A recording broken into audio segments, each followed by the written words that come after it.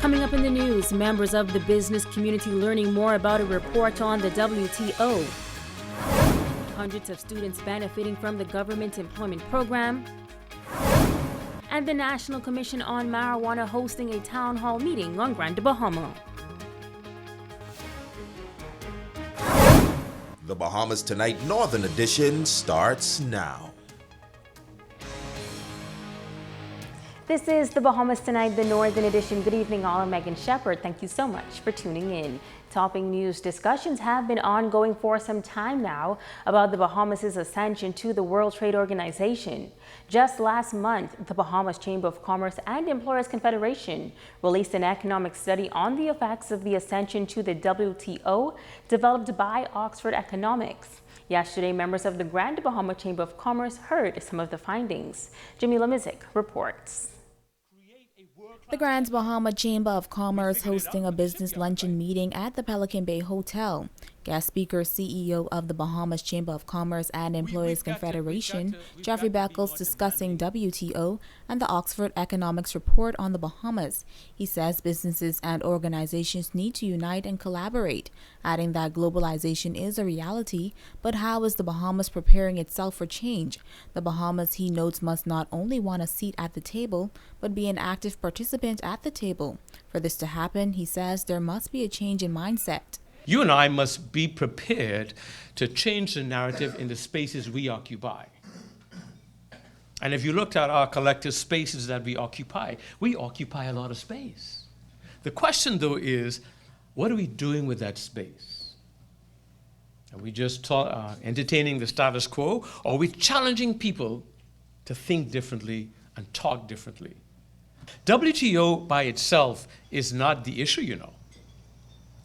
It is how we think in this country. It is how we behave in this country. It's how we look at where we're going. He asserts that the country needs a national development plan and that persons should use collective resources and their capacity to advocate for one. At the end of the day, the issue is not whether or not WTO is good for us. The issue for us that we as Bahamians and Bahamian businesses must ask ourselves, where's the country going? What's the plan for the country?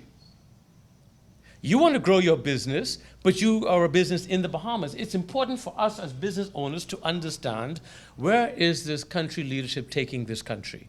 How do I plan? How do I plan and to prepare myself for it? Beckles says the Bahamas must become an objective-driven country and put resources in developing the future needs. As a country, we lack basic vision for the country. There's no stated, clearly defined objective for the country. And therefore, the tools that we need are not going to work, because we can have the tools sitting over here, but if you don't have the right application, you're still in the same spot. Jamila Mizik, ZNS Network News. The Office of the Prime Minister launching its 2019 Summer Youth Employment Program on Grand Bahama. This morning, scores of young people filled the Foster B. Pestina Center for the annual orientation ceremony. The program includes close to 600 students. Italia Hall reports. The Foster B. Pestina Center to receive their placement letters for the 4-week program. During the orientation, Member of Parliament for West Grand Bahama and Bimini Pakeisha Parker Edgecombe shared her career journey with the group and told them the importance of hard work and professionalism. Sometimes you're not going to have anything to do on the job. There may be a slow day, but you have to create something. You have to do something. There is always something to do on the job. I don't want to see any of you on your jobs sitting in the back cubicle, filing your nails, or, like I said, talking on the phone, because they don't have nothing for me to do. Of course they have something for you to do.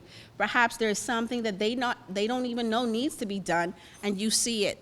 Go ahead, take initiative, be that person that does more. Program coordinator Andrew Forbes shared some of the rules in the workplace. And remember, if you get to work at 9:05, you are actually 15 minutes late. You should be to work at least 15 minutes before your shift starts to get yourself prepared and settled in.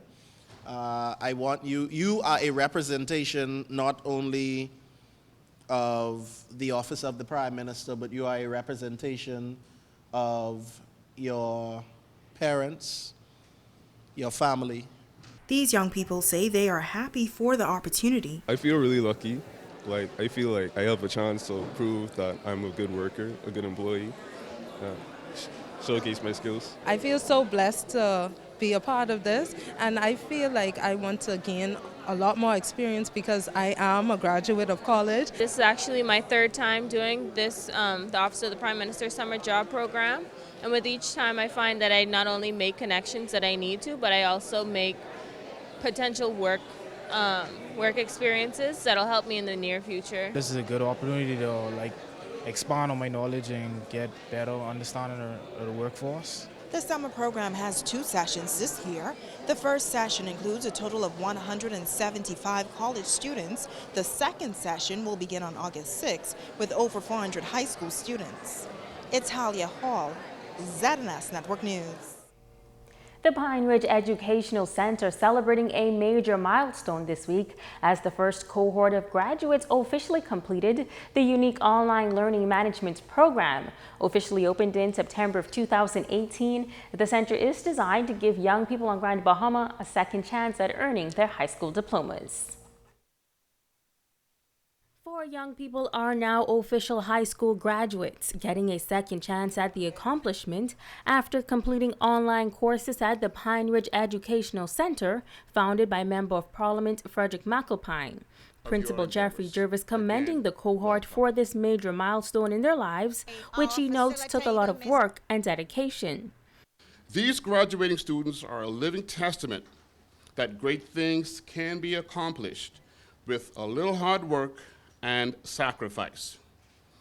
Our prayer is that we are experiencing here today will somehow motivate their colleagues to be encouraged and to do likewise.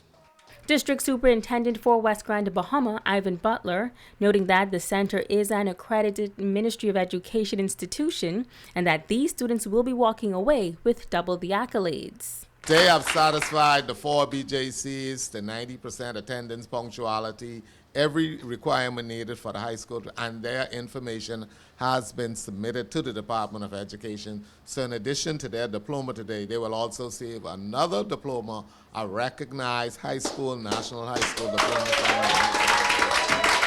Those in attendance were also extremely pleased to see young men in the community step up to take a hold of their future.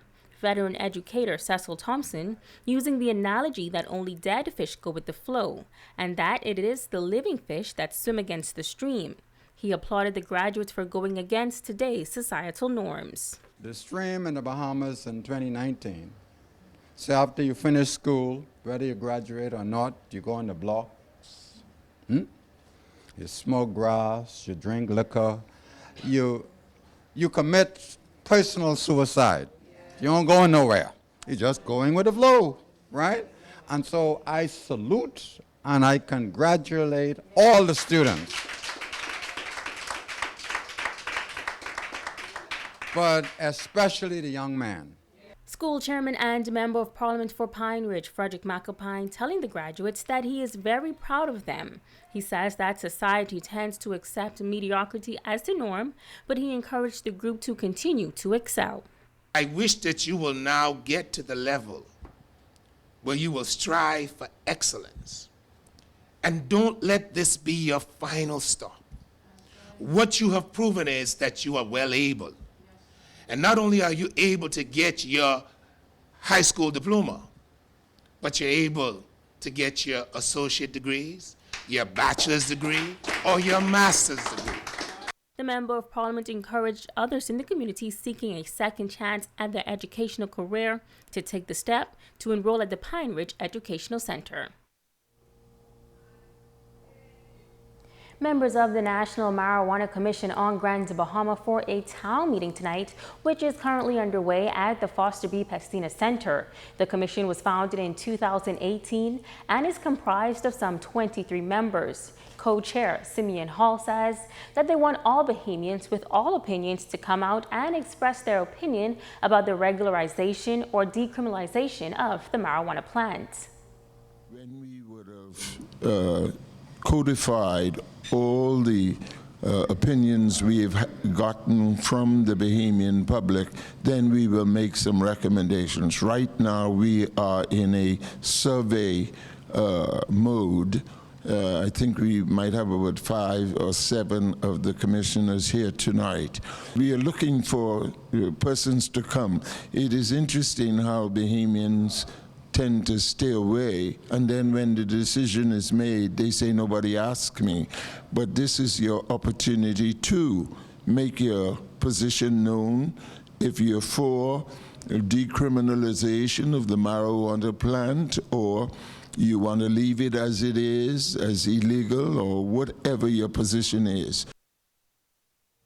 Hall notes that the commission is only mandated to gather the opinions of Bahamians and that the government will make the final decision on the future of the marijuana plant. He says so far, Grand Bahama is the 4th island that the commission has visited, and he's getting a good idea of how the majority of Bahamians feel.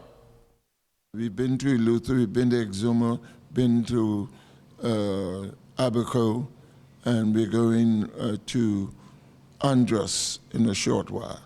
But I think we're beginning to feel the temperature of the Bahamian public.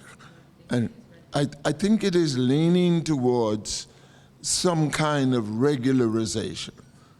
I don't want to prejudice what Grand Bahama will say, but in my observations, there were those who were vehemently against any kind of decriminalizing of this herb.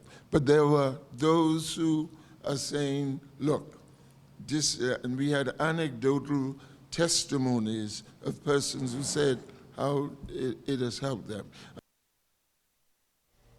You're watching the Bahamas Tonight, the Northern Edition. Don't go away. There's more news right after this break.